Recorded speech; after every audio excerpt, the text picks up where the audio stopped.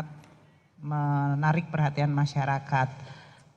Siang hari ini nanti Pak Mahfud akan menyampaikan, seperti kemarin juga diberitakan di berbagai media, Pak Mahfud sudah menyampaikan statement sesudah tim dari Kementerian Keuangan yang terdiri dari Pak Wamen dengan Inspektorat Jenderal Kementerian Keuangan, Sekretaris Jenderal Kementerian Keuangan, Dirjen Pajak dan Bea Cukai untuk kemudian mengakurkan data dan informasi yang kita peroleh bersama di Kementerian Keuangan dengan pernyataan Pak Mahfud yang berasal dari informasi Kepala PPATK menyangkut 300 triliun transaksi mencurigakan. Saya mungkin ingin menyampaikan kepada teman-teman, nanti Pak Mahfud akan menyampaikan karena kemarin Bapak sudah menyampaikan. Pertama, kami ini secara terus-menerus selalu bekerjasama dengan seluruh instansi terkait termasuk PPATK. Semenjak 2007 ya, kemarin yang disebutkan 2009 ya, ini 2007 sampai dengan 2023 kami menerima informasi dari PPATK sebanyak 266 surat atau data yang disampaikan oleh Pak Ivan kemarin dalam surat terakhir yang baru kami terima hari Kamis pagi jam 9 itu hanya 194. Tapi saya sudah cek karena datanya itu perlu untuk kita sampaikan ke publik ya. Jadi ternyata sesudah dicek surat dari PPATK kepada Kementerian Keuangan dari 2007 hingga 2023 mencapai 266 surat. Nah, saya ingin tegaskan ya, 266 surat PPATK ini sebetulnya 185 adalah permintaan dari kami.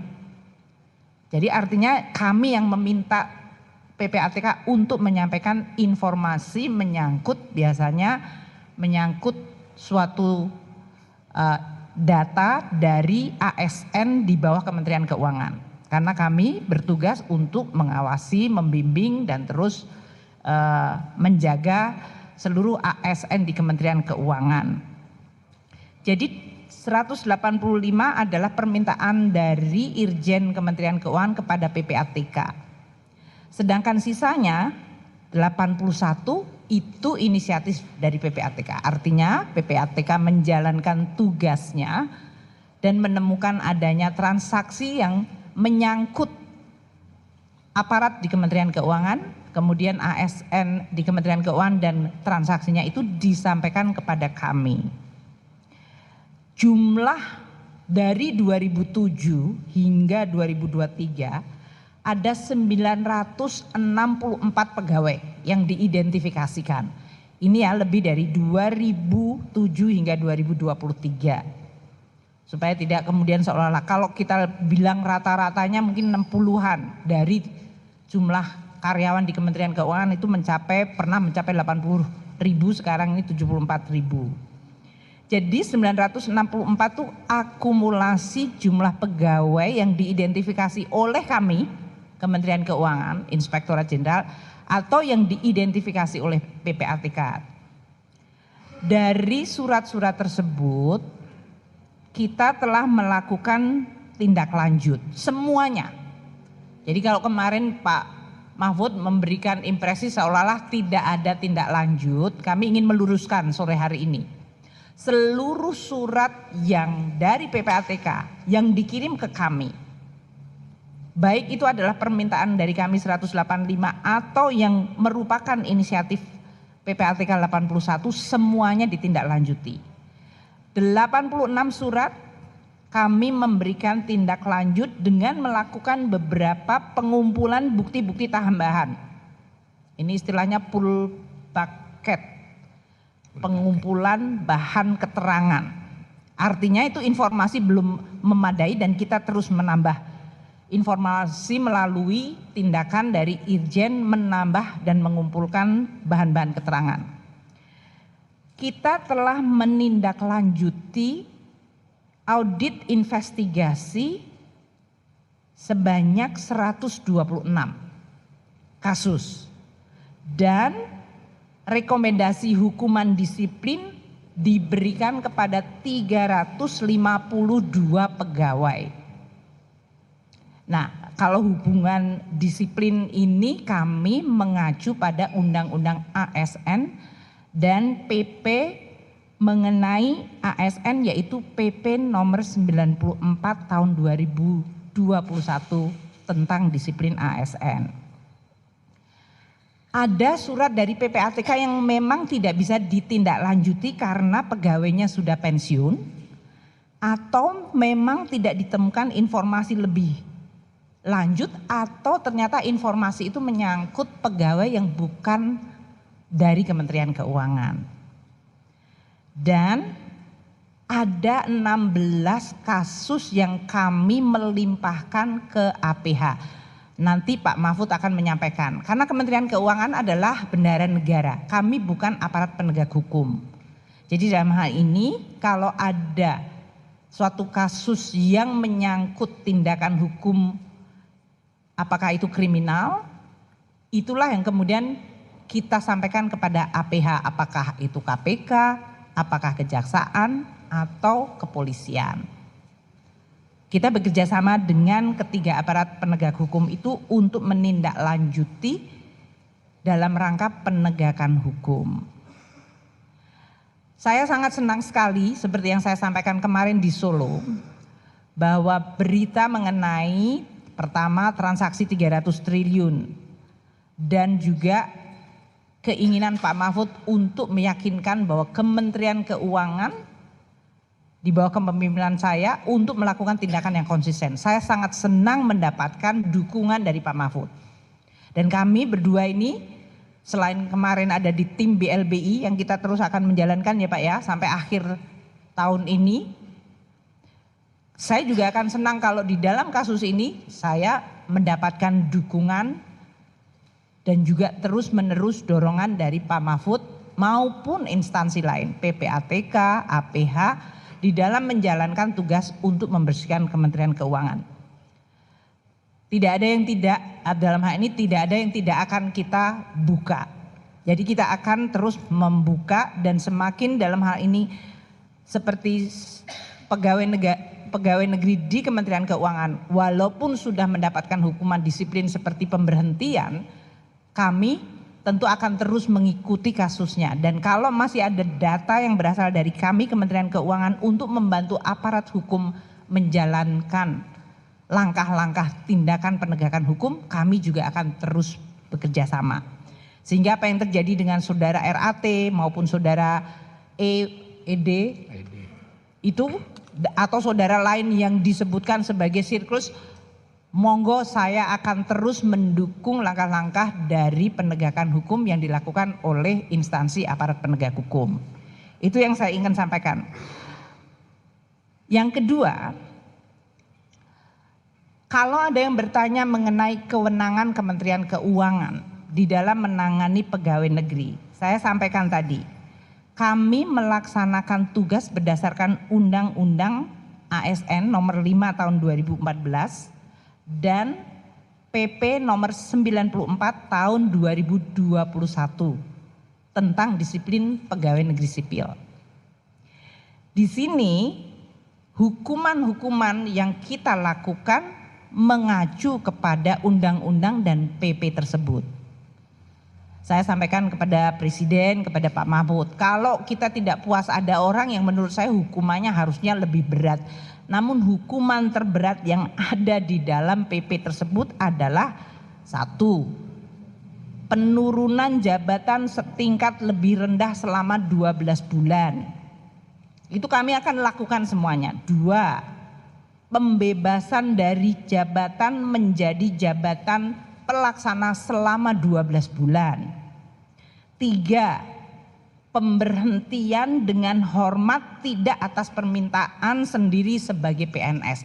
Itu hukuman yang terberat yang ada di dalam PP 94 2021. Kalau kita merasa bahwa hukuman itu tidak terlalu berat, ya saya sampaikan kepada Pak Mahfud, Pak Mahfud, Apakah dengan tingkat kesalahan yang ada, hukuman seperti itu dianggap sesuai atau tidak? Tapi kami harus melaksanakan sesuai dengan Undang-Undang ASN dan peraturan mengenai pegawai negeri sipil disiplin PNS, yaitu PP nomor 94 2021. Itu yang kita terus akan lakukan dengan disiplin. Saya ingin tegaskan sekali lagi, seluruh surat dari PPATK kepada kami, baik yang permintaan kami sendiri, 70% adalah kami yang meminta, atau yang 30% inisiatif dari PPATK, itu kita semua tindak lanjuti. Dan saya akan meyakinkan bahwa ini akan terus kita lakukan, dan saya akan sampaikan ke Pak Mahfud. Pak Mahfud, saya akan update ke Bapak mana-mana yang sudah dilakukan. Ketiga, mengenai 300 triliun. Sampai siang hari ini saya tidak mendapatkan informasi 300 triliun itu ngitungnya dari mana, transaksinya apa saja, siapa yang terlibat. Jadi dalam hal ini teman-teman media silahkan nanti mungkin bertanya kepada Pak Ivan. Karena sampai hari ini di surat yang Pak Ivan sampaikan kepada saya hari Kamis, surat tersebut menyangkut jumlah surat yang disampaikan PPATK pada kami dan list dari kasusnya, tidak ada angka rupiahnya. Jadi kalau hari ini teman-teman media menanyakan kepada saya, jawaban saya tetap sama seperti kemarin karena saya nggak ada tambahan informasi. Nanti saya sudah kontak Pak Ivan, saya juga seizin Pak Mahfud ya Pak Mahfud. Iya. Saya tanyakan kepada Pak Ivan 300 triliun itu seperti apa Mbok? Ya disampaikan aja secara jelas kepada media. Siapa-siapa yang terlibat, pohon transaksinya seperti apa, dan apakah informasi itu bisa di-share ke publik, apakah informasi itu menjadi bukti hukum, monggo, makin detail makin bagus. Saya juga ingin tahu supaya saya tahu siapa saja yang makin terlibat sehingga pembersihan kita juga lebih cepat. Jadi informasi 300 triliun sampai siang hari ini saya tidak bisa menjelaskan karena saya belum melihat angkanya, datanya, sumbernya, transaksi apa saja yang dihitung, siapa yang terlibat. Itu ya. Nanti kita tindak lanjuti dengan Pak Ivan. Karena Pak Mahfud akan pergi dinas ke luar negeri, saya akan tetap aja mengontak Pak Ivan untuk mendapatkan data itu. Dan saya sudah menugaskan kepada Pak Wamen, Pak Irjen, Pak Dirjen Pajak, Dirjen Bea Cukai untuk semuanya melakukan follow up. Ada data baru, kita terus tindak lanjuti. Terakhir yang ingin saya sampaikan adalah mengenai langkah-langkah yang kita lakukan dengan PPATK untuk bisa menggunakan undang-undang tindak pidana pencucian uang. Karena ini adalah undang-undang domainnya pencucian uang yang nanti mungkin Pak Mahfud akan sampaikan. Satu, kami pajak, bea cukai terutama ini yang disorot, bekerja sama dengan PPATK untuk mengungkapkan beberapa kasus dalam rangka tugas kita adalah mengamankan penerimaan negara. Pertama, di dalam Direktorat Jenderal Pajak, kita menganalisa dan memanfaatkan laporan harta dan aset yang kita terima, dan kita dari 1.129 laporan, ini pajak ya dengan PPATK, yang proaktif kita terima berjumlah 507. Hasil analisa yang dilakukan PPATK bersama kami. Kemudian memanfaatkan hasil itu untuk mengamankan penerimaan negara.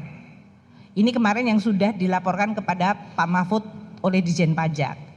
Kita sudah merecover 7,08 triliun rupiah yang merupakan penerimaan negara pajak dan penggunaan informasi mengenai pencucian uang untuk kemudian kita ambil sebagai hak negara.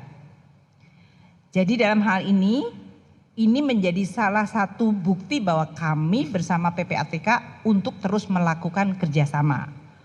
Untuk Bea Cukai kita juga lakukan yang sama, yaitu kita memberikan laporan dan PPATK melaporkan kepada kita. Untuk sebelum ke Pak Mahfud, saya ingin tegaskan keterangan tambahan terakhir.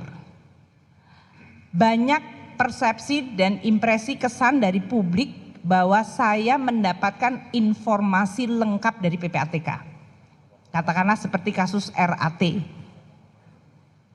Kasus ini disampaikan oleh Pak Mahfud sejak 2013, informasinya ada. Tapi di kami, PPATK menyampaikan informasi baru 2019. 4 surat menyangkut saudara RAT, 4 surat dari PPATK. 4-empatnya menyangkut transaksi yang nilainya antara 50 juta sampai 150 juta. Kecil banget dibandingkan sekarang yang terbuka kepada publik. Poin saya, Pak Mahfud sebagai Ketua Dewan Pengarah untuk tindak pidana pencucian uang mendapatkan informasi yang lebih lengkap dan lebih detail. Kami tidak mendapatkan seperti itu, tapi ini menjadi evaluasi kita bersama. Namun banyak informasi yang detail mengenai pencucian uang itu disampaikan PPATK langsung kepada Pak Mahfud dan ke instansi aparat penegak hukum. Jadi mungkin impresi bahwa seolah-olah itu adalah datanya semuanya identik ke kami, mungkin saya akan sampaikan sepanjang ini di Kementerian Keuangan, saya akan meyakinkan dan menjamin kami akan pasti tindak lanjuti. Kalaupun mentok nanti saya lapor kepada Pak Mahfud, Pak ini sudah mentok, saya nggak bisa lewat dari sini atau kami tidak mendapatkan informasi lebih banyak selain yang bisa kita dapatkan. Jadi spirit kerjasama antara Pak Mahfud dengan kita akan terus kita lakukan secara erat karena kepentingan kita sama, kepentingan untuk membangun Indonesia lagi, membangun Kementerian Keuangan dan Direktorat Jenderal Pajak dan Bea Cukai, membersihkan dari mereka yang kotor dan koruptif dan memberikan dukungan bagi mereka yang sudah bekerja dengan baik dan jujur. Itu adalah tugas saya sebagai Kementerian Keuangan. Saya senang dibantu dalam hal ini oleh Pak Mahfud maupun instansi-instansi lain. Semakin cepat tentu semakin baik, karena buat kami ini adalah suatu pekerjaan yang akan terus kita lakukan sebagai satu tanggung jawab bendahara negara melaksanakan tugas mengelola keuangan negara dengan baik. Mungkin itu dari saya. Pak Mahfud, monggo. Baik, terima kasih Bu Sri Mulyani. Saya merasa gembira tidak kehilangan, Bu Sri Mulyani tidak kehilangan ketegasan dan bangunan logika dalam menerangkan sehingga kita semua menjadi paham, dan ini bagian dari kerjasama saya dan Ibu Sri Mulyani dalam beberapa kasus tertentu, terutama dalam rangka pemberantasan korupsi yang selama ini kami lakukan. Seperti BLBI kami berduet bagus gitu dan masih akan terus. Saudara, yang diserangkan oleh Bu Sri Mulyani itu ya memang itu adanya, itu benar. Tapi sebenarnya saya kan ketika ngomongkan 300 triliun itu bicara tentang pencucian uang, bukan korupsi. Coba dibuka lagi semua. Ada transaksi aneh yang melibatkan sekian ratus pegawai Kementerian Keuangan, ya, yang diduga sebagai pencucian uang, bukan korupsi. Karena korupsi itu mekanismenya sini sudah jalan. Apa pencucian uang itu? Saya beri contoh lah pencucian uang itu, yang gampang gitu, yang sekarang sedang diperiksa. Rafael Alun itu ketika terjadi peristiwa penganiayaan terhadap David oleh Mario, itu kan orang bertanya, ini kok orang gayanya bagus, mobilnya bagus, katanya hanya anak pejabat eselon 3 di Kementerian Keuangan. Lalu saya minta ke PPATK Pak, ini pernah ada masalah enggak di PPATK gitu. Terus ditunjukkan surat tahun 2013 kepada KPK, bukan kepada Menteri Keuangan. Ada suratnya. Sudah dilaporkan Pak bahwa ini agaknya kurang beres. Orang ini 2013 surat itu disampaikan KPK. Saya sampaikan Pak Firly, ini kok ada belum ditindaklanjuti. Pak Firly bilang, wah saya belum tahu bos gitu. Sesudah itu saya kirim suratnya, ini buktinya bahwa sudah masuk surat ke KPK, maka terus dipanggil kan. Karena surat saya itu dan teriakan publik 56 miliar kekayaan yang tidak wajar.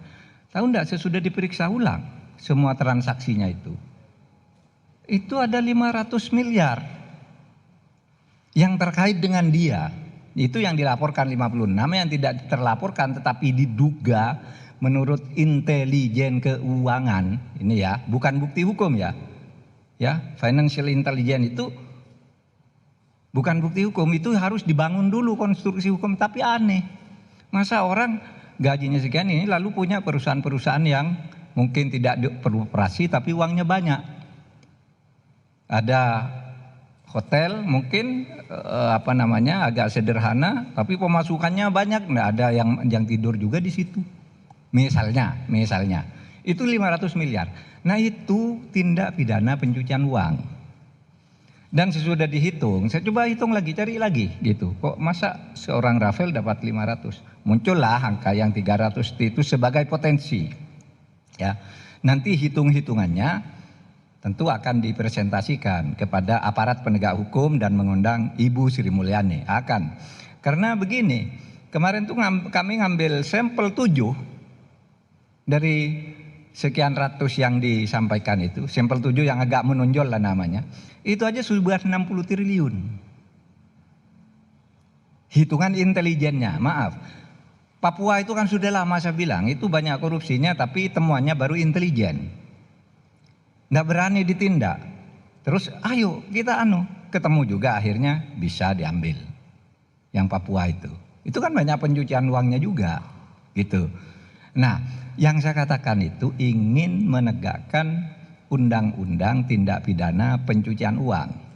Yang itu bukan hanya di sini, yang ada menurut saya di berbagai institusi itu hampir setiap proyek itu ada pencucian uangnya. Saya mungkin dapat uang jasa taruhlah gratifikasi mungkin kecil-kecilan sehingga bisa dianggap wajar, itu tidak perlu ini gitu. Tetapi yang disetor ke keluarganya, ke perusahaannya, ke anaknya, itu menurut ilmu intelijen keuangan itu harus diperiksa dan itu ada undang-undangnya. Nah selama ini tidak ada yang memeriksa itu. Selalu kalau kita rapat KNKT itu masalahnya Pak, tunjukkan dulu korupsi asalnya, pidana asalnya yaitu korupsi baru. Tapi sesudah ketemu korupsinya tindak pidananya tidak dilanjutkan tuh, gitu. Dan sekali lagi ini urusan APH nih, aparat penegak hukum, pengadilan, polisi, jaksa, KPK. Itu nanti ke sana arahnya. Dan saya ingatkan dari sini bahwa di kementerian lain kita juga punya data yang banyak tentang ini. Jangan merasa Anda sudah wajar gitu, tapi ini ada semua uang-uang yang dengan orang-orang dekat Anda, dengan perusahaan Anda dan seterusnya itu ya tidak diketahui kalau mau dilacak. Saudara masih ingat seorang koruptor besar itu hukum, lalu pengadilan menyebut masih ada 62 kasus yang disampaikan oleh KPK, yang itu bendahara sebuah partai itu. Itu kan tidak bisa pencucian uang, sampai sekarang tidak ada lanjutannya. Nah itu yang akan kita gebrak, karena untuk apa kita buat undang-undang pencucian uang kalau yang begitu tidak selesai, orang dihukum 6 tahun karena katanya menerima suap 10 miliar, ini uangnya yang masih ratusan miliar nih, kok dibiarin? Lalu timbul kecurigaan, jangan-jangan ini dibagi-bagi, kan begitu kalau ilmunya hakim gitu ya. Kalau begitu mulai dari kecurigaan nih, kenapa ini kok dibiarin? Padahal sudah muncul di pengadilan, sudah muncul di pertimbangan hakim, masih dibiarin sampai sekarang. Nah Saudara, saya sedang berbicara itu kalau soal yang 300 triliun itu. Jadi itu pencucian uang, itu bukan kewajiban seorang menteri untuk menegak, karena itu bagian APH, tapi ada di kementerian yang begini. Tentu bisa diantisipasi dari sini. Terus sekarang Anda mau mengatakan apa? Kalau Rafael itu katanya 56 itu pun tidak wajar, tapi tiba-tiba 500 hitungannya dari intelijen. Sesudah itu ketemu lagi di loker 37. Belum lagi lokernya ada yang sudah dibuka lebih dulu sebelum itu. Coba, itu kan pencucian uang. Kalau di dalam ilmu hukum pencucian uang gitu. Nah, oleh sebab itu sama saya dengan Bu Sri Mulyani, kita akan tegakkan ini. Sudah tadi berkomitmen, mari kita cari jalan ke depan. Yang ini nih kita tegakkan, yang sudah jalan pembenahan di Kementerian Keuangan tadi sudah benar, itu sudah dilakukan semua. Saya sudah baca datanya satu persatu, jumlah per jumlah orang yang ditindak begini segini, ditindak begini segini, ditindak begini segini, gitu. Bedanya hanya sedikit lah. Bedanya Bu Sri Mulyani mengatakan sudah direspon semua. Kalau di PPATK mungkin ngukur direspon itu ini belum final, baru pernah direspon tapi tidak jelas hasil akhirnya apa gitu. Mungkin nanti kita akan klarifikasi lagi, akan buat klasifikasi bagaimana cara menganggap sebuah respon itu selesai atau cukup diberitahu sudah mulai diperiksa dan seterusnya, atau ini tidak usah dilaporkan lagi karena udah dipecat, karena udah meninggal, karena udah pensiun, karena udah dipenjara. Mungkin saja yang seperti itu yang tidak ketemu. Tapi kalau semangatnya sama, tidak ada yang salah dari keterangan Bu Sri Mulyani dan tidak ada yang salah juga dari saya. Kita bicara satu ASN dan tugas mencegah korupsi di lingkungan kementerian. Saya bicara undang-undang tindak pidana pencucian uang, yang itu kita buat dengan sadar karena korupsi itu hanya bisa mampu menyelesaikan sedikit. Sedangkan pencucian uang ini kejahatan luar biasa yang jumlahnya lebih banyak dari korupsi, ini dibiarkan. Terbiarkan lah, bukan dibiarkan. Maka mari kita mulai sekarang, tidak ada masalah untuk itu.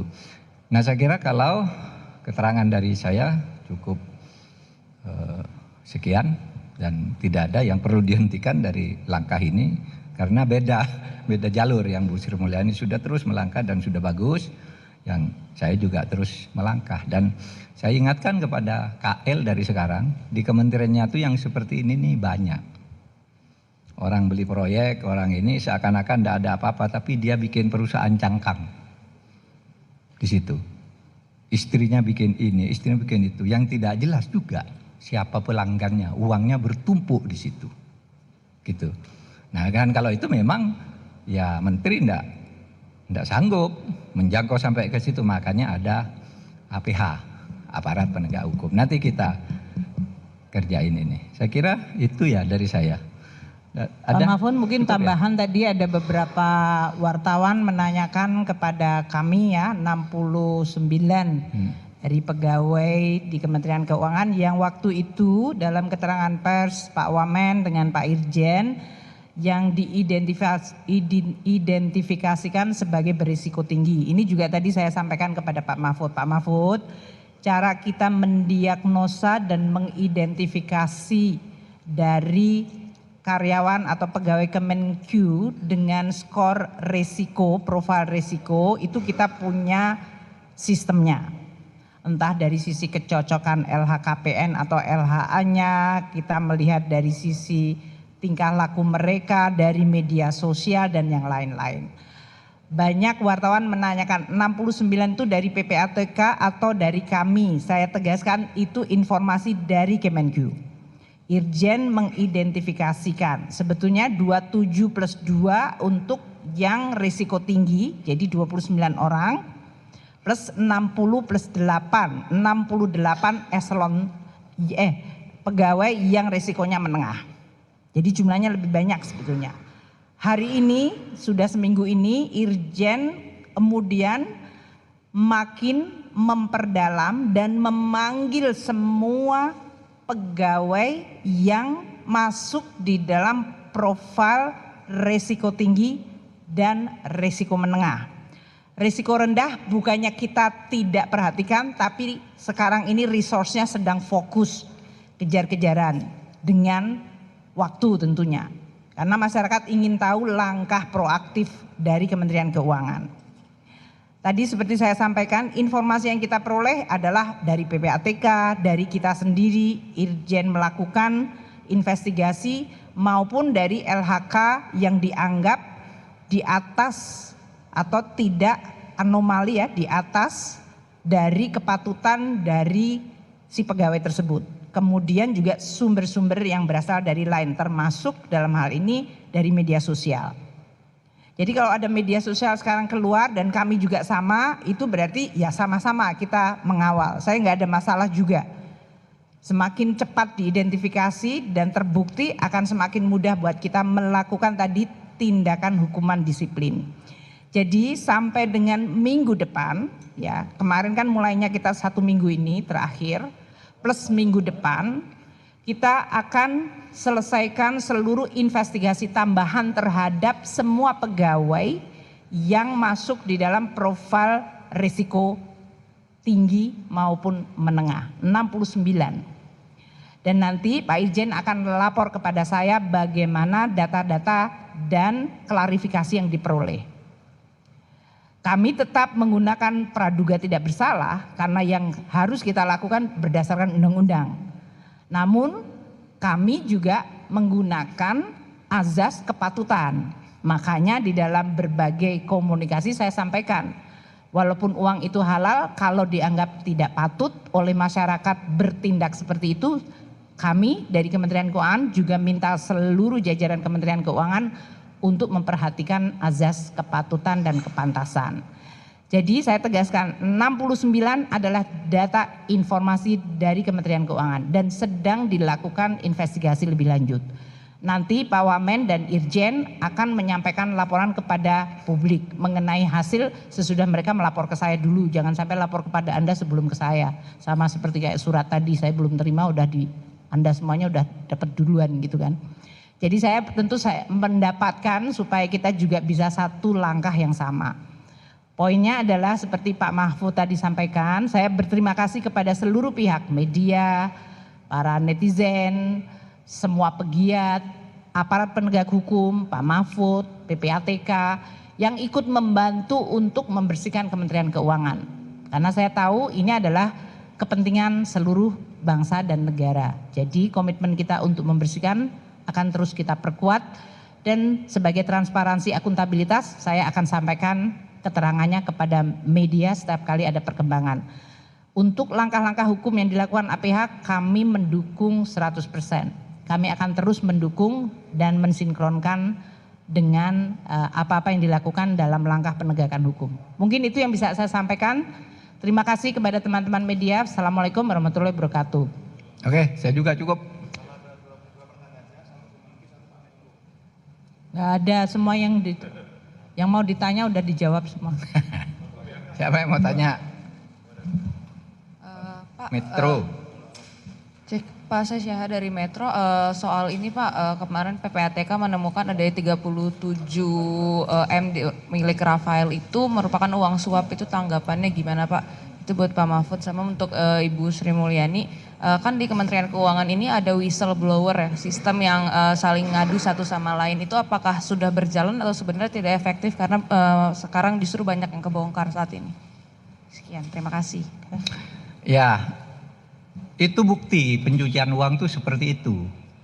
Menteri bisa tidak tahu bahwa ada uang seperti itu. Dan memang di luar kuasa menteri. Kan orang nyimpan uang ratusan miliar di deposit box gitu. Itu kan menteri juga tidak tahu. Itu yang bisa tahu nantinya adalah PPATK. Oh, itu punya deposit box sekian. Itu pun yang baru ditemu sebagian loh, 37 miliar itu. Karena begini, beberapa hari sudah bolak-balik tuh dia ke berbagai deposit box itu.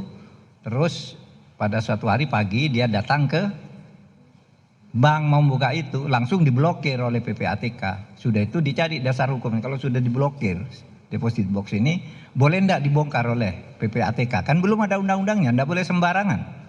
Nah, dalam keadaan begitu, masih kemungkinan yang lain belum diblokir. Nah ini diblokir lalu dikoordinasikan, dicari dasar hukumnya, tanya ke KPK, bisa enggak nih dibongkar? Bongkar, isinya ketemu satu safe deposit box itu sebesar 37 miliar dalam bentuk US dollar. Nah seperti itu tuh pencucian uang, contohnya intelligence keuangan menemukan cara itu, dan itu bukan bukti hukum dulu, itu harus dikonstruksi menjadi hukum. Bagaimana nih, dari mana tadinya, terus itu bisa dilacak, sudah ada ilmunya lah begitu. Misalnya terus kok istrinya punya 5 perusahaan misalnya ya, kok ini anaknya punya sekian rekening, itu semua kan bisa dilacak dan itu belum bukti hukum gitu.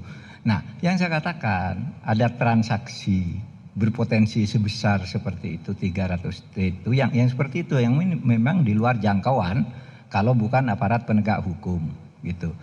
Dan memang PPATK itu betul memberi laporan, tidak disampaikan ke Menteri Keuangan, ternyata itu 2013 itu memang ada ke KPK, dan KPK justru lalu bertindak karena saya tunjukkan nih loh Anda punya ini gitu, baru dipanggil gitu. Itu aja ya. Baik, yang mengenai WISE atau whistleblower, kita menerima jumlah dari laporan whistleblower, nanti angkanya yang terakhir saya mungkin lebih dari 1.200-an. Dan itu kemudian kita akan verifikasi mana-mana yang merupakan whistleblower yang legitimate ya dalam hal ini, karena tidak semua aduan itu kemudian adalah menjadi sebuah kasus yang legitimate. Dan bagi yang sudah legitimate, maka kita akan melakukan langkah-langkah seperti yang tadi saya sampaikan. Yaitu pertama, men-score, mencocokkan dengan data resmi LHK atau LHKPN. Kemudian kita lihat SPT yang bersangkutan. Kemudian kita lihat profil keluarganya. Kita mencek media sosialnya dan apakah ini menyangkut sesuatu. Teman-teman ya media, kalau whistleblower nggak selalu seluruhnya korupsi, ada masalah kepegawaian, ada masalah pribadi yang bisa muncul kepada kita semuanya, tapi itu semuanya kita berikan apa yang disebut follow up secara kredibel bagi seluruh masukan atau informasi yang berasal dari whistleblowing system. Pak Irjen telah menyampaikan mungkin minggu lalu bahwa kita punya 3 line of defense dan kita akan review lagi 3 line of defense. Defense pertama adalah di tempat mereka kerja, atasan langsung dan bagaimana unit tersebut melakukan identifikasi resiko. Yang kedua, kita punya line of defense yang disebut kepatuhan internal. Ini kebutuhan internal dan langkah-langkah yang kita lakukan dengan Irjen. Berapa banyak orang yang kita berhentikan atau mendapatkan hukuman disiplin memang kami tidak menyampaikan ke publik. Tapi kalau memang Pak Mahfud bilang, Bu, supaya publik percaya saya laporkan ke publik, ya monggo saja, saya nggak ada masalah. Ini adalah rambu-rambu hukum yang kita lakukan. Jadi berapa orang mendapatkan hukuman disiplin berat, berapa ringan, nanti dari Irjen akan menyampaikan kepada teman-teman media semuanya. Mungkin itu ya, tapi saya akan meyakinkan Anda semuanya yang menyampaikan kemarin juga ada yang bilang, oh Bu Sri Mulyani cuma omong doang, saya menyampaikan laporan ternyata enggak. Ini ternyata staf saya sendiri yang membuat investasi dan kena tipu dari investasi bohong yang disalahin saya. Investasi bodong ya dalam hal ini. Jadi banyak orang punya masalah keuangan itu semuanya bermuaranya seolah-olah ke kami gitu. Tapi nggak apa-apa, kita akan tangani saja. Setiap yang kita anggap kalau dia punya persoalan apa saja dari mulai masalah pribadi, masalah perkawinan sampai masalah karir dan masalah korupsi semuanya mengalir kepada kita dan kita akan terus lakukan berdasarkan aturan-aturan kepegawaian yang ada. Mungkin itu ya. Cukup salaman dulu Bu. Pak izin. Ada lagi pertanyaan, Ya, udah Pak jelas. Udah jelas semuanya. Udah ya.